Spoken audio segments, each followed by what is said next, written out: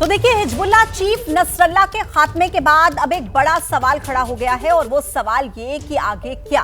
और सवाल इसलिए क्योंकि इजराइल के हमले में नसरुल्लाह की मौत के बाद मिडिल ईस्ट में टेंशन हाई है और अब ये युद्ध एक अहम मोड़ पर आ गया है क्योंकि अब इसमें ईरान की डायरेक्ट एंट्री हो सकती है। और देखिए, अगर ऐसा होता है तो एक महायुद्ध की चिंगारी भड़क सकती है क्योंकि देखिए, अब हिजबुल्लाह की तरफ से अपने नए लीडर का भी ऐलान कर दिया गया है। नसरुल्लाह का खात्मा हो चुका है, बावजूद इसके इजराइल की तरफ से अटैक नहीं रुके हैं। ग्राउंड ऑपरेशन इजराइल की तरफ से फिर से चलाया जा रहा है, यानी कि कुल मिलाकर अब एक बड़ा सवाल खड़ा हो रहा है कि क्या मिडिल ईस्ट में ये महायुद्ध के संकेत हैं, क्योंकि इशारा इसी तरफ जाता है। जिस तरीके से इजराइल लगातार हमले कर रहा है और हिजबुल्लाह की तरफ से अपना नया लीडर, बीते कल ही देखिए नसरुल्लाह की मौत हुई और उसके बाद आज ही हिजबुल्लाह ने अपने नए लीडर का ऐलान कर दिया। और इसी बीच देखिए, हिजबुल्लाह का जो नया लीडर है उसका नाम क्या है? हाशिम सफीदीन। ये हिजबुल्लाह का नया लीडर बनाया गया है और हाशिम सफीदीन हसन नसरल्लाह का ही भाई है। नसरल्लाह के बाद हाशिम को ही हिजबुल्लाह की कमान सौंप दी गई है, यानी कि कुल मिलाकर ये जो हिजबुल्लाह की तरफ से तुरंत प्रभाव से अपना नया लीडर घोषित किया गया है, इसके बाद अब हिजबुल्लाह का अगला कदम क्या होगा? इजराइल की तरफ से जो लगातार अटैक किए जा रहे हैं, ग्राउंड ऑपरेशन चलाया जा रहा है, अगला कदम आगे क्या होगा? यानी कि कुल मिलाकर ये जो वॉर की स्थिति है ये अब और ज्यादा बढ़ती हुई नजर आ रही है और इसका सबसे ज्यादा असर देखने को मिल रहा है कि मिडिल ईस्ट में तनाव का माहौल है। हिजबुल्लाह ने अपने नए लीडर का ऐलान कर दिया है, हाशिम सफीदीन, हसन नसरल्लाह का भाई, जिसे अपना नया लीडर हिजबुल्लाह ने बनाया है। और हाशिम सफीदीन के बारे में बारीकी के साथ जानकारी हम आप तक पहुंचा रहे हैं ग्राफिक्स के जरिए। नसरल्लाह का चचेरा भाई है हाशिम सफीदीन और हिजबुल्लाह का एक बड़ा नेता है जिसको अब हिजबुल्लाह की कमान मिल गई है। एग्जीक्यूटिव काउंसिल का मुखिया रहा है, जिहाद काउंसिल में भी ये शामिल था। तो बैकग्राउंड क्या है हाशिम सफीदी का, वो आप देख रहे हैं। मिलिट्री ऑपरेशंस के मैनेजमेंट में काफी ज्यादा दखल रहा है हाशिम सफीदी का और राजनीतिक मामलों की भी देखरेख करता रहा है। तो ये इस तरीके का बैकग्राउंड और इस तरीके के कामों से जुड़ा रहा है हाशिम, जिसे अब हिजबुल्लाह की कमान सौंप दी गई है। 2017 में यूएस ने इसे आतंकवादी घोषित किया था। भाई अब्दुल्ला भी हिजबुल्लाह का लीडर है। तो ये देखिए, नसरुल्लाह का चचेरा भाई है, लेकिन हाशिम सफीदीन का जो खुद का भाई है अब्दुल्ला, वो भी हिजबुल्लाह का ही लीडर है। तो ये अभी तक का बैकग्राउंड जो सामने आया है हाशिम सफीदीन का, वो ये बताता है कि किस तरीके की गतिविधियों में हाशिम अभी तक इन्वॉल्व रहा है और जो हिजबुल्लाह है उसने अपना नया लीडर हाशिम को बनाया है। अब ऐसे में क्या रणनीति हिजबुल्लाह की तरफ से रहेगी, क्योंकि देखिए, नसरुल्लाह का खात्मा ये हिजबुल्लाह के लिए एक बहुत बड़ी क्षति है। अभी तक कई कमांडर्स जो हैं हिजबुल्लाह के वो ढेर हुए हैं, उनका खात्मा हुआ है, लेकिन इस बीच जो एक बड़े नुकसान के रूप में देखा जा रहा है वो है नसरुल्लाह का खात्मा। और उसके बाद अपने टॉप लीडर का ऐलान भी हिजबुल्लाह की तरफ से कर दिया गया है और वो भी नसरुल्लाह का ही चचेरा भाई हाशिम सफीदी। और ऐसे में एक बड़ा सवाल उठता है कि आगे हिजबुल्लाह का प्लान क्या है? क्या पहले से ही कहीं ना कहीं ये जो इशारा, संकेत हिजबुल्लाह को मिल रहे थे कि इस तरीके की घटना हो सकती है? क्या ऐसे इनपुट्स थे हिजबुल्लाह के पास? क्योंकि बीते कल ही देखिए नसरुल्लाह का खात्मा हुआ और आज ही हिजबुल्लाह ने अपना नया टॉप लीडर घोषित कर दिया है। अब चलिए आगे बढ़ेंगे और नसरुल्लाह का पूरा खात्मा कैसे हुआ, क्या है पूरी कहानी, इस रिपोर्ट के जरिए आपको बता रहे हैं।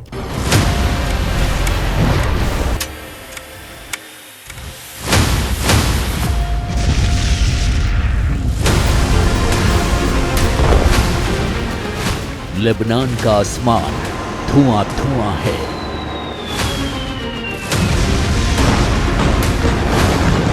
बम बारूद के धमाकों की आवाज आ रही है।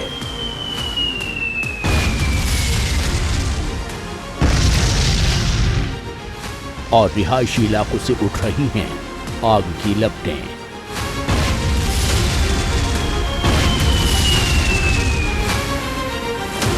लेकिन इन तस्वीरों से ज्यादा चर्चा इजराइल के हमले में मारे गए हिजबुल्लाह चीफ हसन नसरल्लाह के खात्मे की है।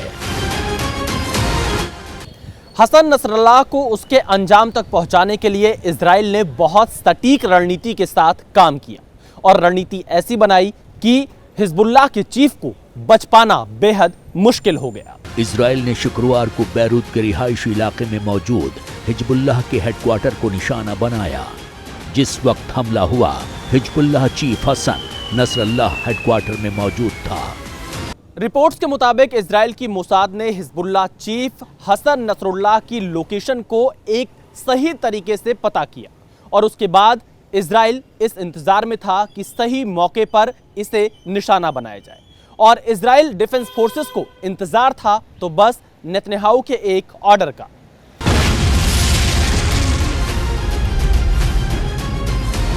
इस तस्वीर पर गौर कीजिए। एयरपोर्ट पर F-35 फाइटर जेट तैयार खड़ा है। साथ में 4 बंकर बस्टर बम भी मौजूद हैं। अब दूसरी तस्वीर देखिए। यूनाइटेड नेशन की जनरल असेंबली में हिस्सा लेने पहुंचे इजरायली प्रधानमंत्री बेंजामिन नेतन्याहू फोन पर हैं। ये फोन कहीं और नहीं बल्कि इजरायली डिफेंस फोर्स को किया गया और ऑर्डर बेरूत पर एयर स्ट्राइक का।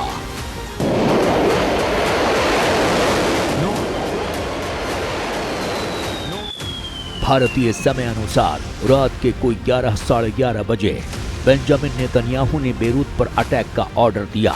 इजराइल के डिफेंस एयरबेस पर तैयार खड़े फाइटर जेट ने तूफानी रफ्तार से लेबनान के आसमान में दस्तक दी और कुछ ही देर में बेरूत धमाकों से गूंज उठा।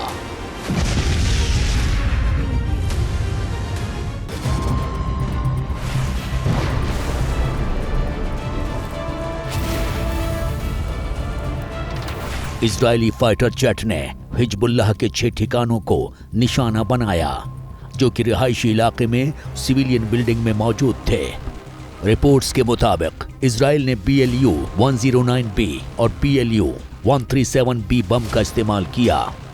ये कंक्रीट की मोटी दीवार उड़ाने में सक्षम हैं। ये सभी बम अमेरिका में बनाए गए। पिछले साल अमेरिका ने बंकर बस्टर बम की बड़ी खेप इजराइल को भेजी थी। बताया जा रहा है कि हसन नसरल्लाह बंकर में छिपा था जो कि बंकर बस्टर बम से चूर चूर हो गया और हसन नसरल्लाह की कहानी खत्म हो गई। हसन नसरल्लाह के मौत की सबसे पहली खबर इजराइल से आई। इजराइल ने हसन नसरल्लाह के मौत का दावा किया और देर शाम होते होते हिजबुल्लाह ने हसन नसरल्लाह के मौत की पुष्टि कर दी। हिजबुल्लाह के हेडक्वार्टर पर इजराइल का हमला बेहद सटीक था। बावजूद इजराइल ने नसरल्लाह की मौत की पुष्टि में काफी वक्त लगाया।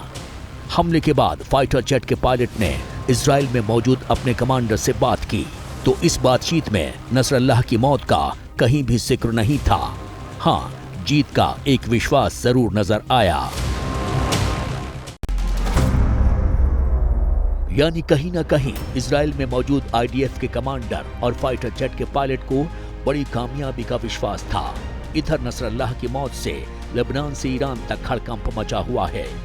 असर लेबनान से ईरान और न्यूयॉर्क तक नजर आ रहा है। न्यूयॉर्क में ईरान और लेबनान के विदेश मंत्री ने रूसी विदेश मंत्री सरगेई लावारोव से मुलाकात की है।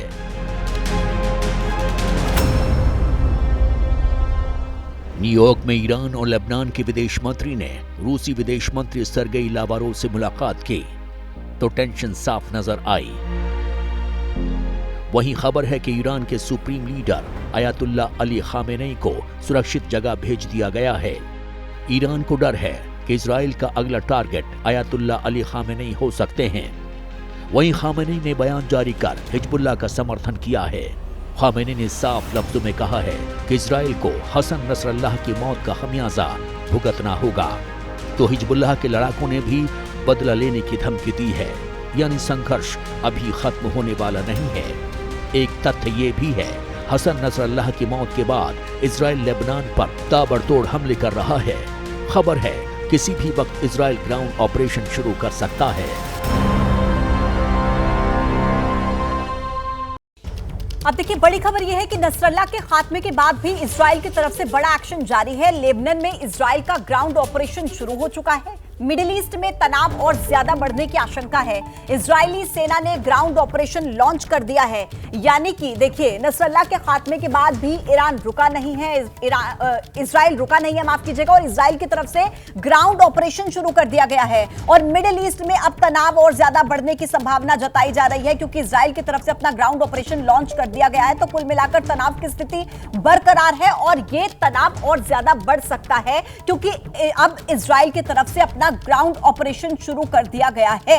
एक तरफ हिजबुल्लाह, जिसकी तरफ से यह बयान दिया गया कि वो अब रुकने वाला नहीं है और इस मौत का बदला लिया जाएगा। अब ऐसे में इजराइल देखिए लगातार अपना ग्राउंड ऑपरेशन वहां पर चला रहा है और ऐसे में कहीं ना कहीं जो तनाव है वो और ज्यादा बढ़ता हुआ नजर आ रहा है। अब बड़ा सवाल लगातार यही बना हुआ है, क्या मिडिल ईस्ट में अब इस वक्त महायुद्ध के संकेत नजर आते हैं?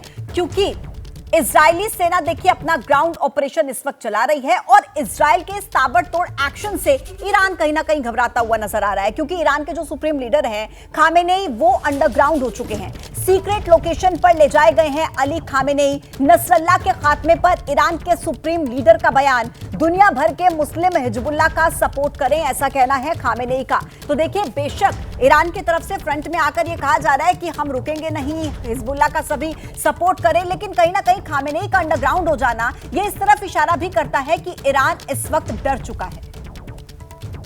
ईश्वर की मदद और ताकत से अब लेबनान आक्रामक दुश्मन को पछताने के लिए मजबूर कर देगा। सभी मुस्लिमों को अपनी क्षमता के हिसाब से इस वक्त लेबनान के लोगों और हिजबुल्लाह के साथ खड़े रहना चाहिए। ईश्वर की मदद और ताकत से अब लेबनान आक्रामक दुश्मन को पछताने के लिए मजबूर कर देगा। सभी मुस्लिमों को अपनी क्षमता के हिसाब से इस वक्त लेबनान के लोगों और हिजबुल्लाह के साथ खड़े रहना चाहिए। अब देखिए ईरान को लेकर नेतन्याहू की तरफ से एक बड़ा बयान दिया गया। इजराइल की पहुंच में पूरा मिडिल ईस्ट है, ऐसा कहना है नेतन्याहू का, और यह भी कहा कि ऐसी कोई जगह नहीं है जहां पर इजराइल पहुंच नहीं सकता। लेबनान के बाद ईरान को भी इजराइल की दो टूक, कहा कि ईरान की बुरी ताकतों का इंजन था नसरुल्लाह, और यह भी साथ ही साथ कह दिया कि ऐसी कोई जगह नहीं है जहां पर इजराइल नहीं पहुंच सकता है। पूरा मिडिल ईस्ट इजराइल की पहुंच में है, यह बयान नेतन्याहू की तरफ से दिया गया। हमने इजरायलियों, सैकड़ों अमेरिकियों और दर्जनों फ्रांसीसियों समेत अन्य देशों के कई नागरिकों की हत्या के लिए जिम्मेदार व्यक्ति से हिसाब बराबर कर लिया है। हमने जो लक्ष्य तय किए हैं उन्हें हासिल करने के लिए नसरल्लाह का खात्मा जरूरी था। नसरल्लाह सिर्फ आतंकवादी नहीं था, वो ईरान की बुराई की धुरी का इंजन था। वो और उसके लोग इजराइल को तबाह करने के प्लान के आर्किटेक्ट थे। उसे सिर्फ ईरान संचालित नहीं करता था, बल्कि कई बार वो ईरान को संचालित करता था। ईरान या मिडिल ईस्ट में ऐसी कोई जगह नहीं है जहां इजराइल के लंबे हाथ नहीं पहुंच सकते हैं। आज आप जान गए हैं कि ये कितना सच है।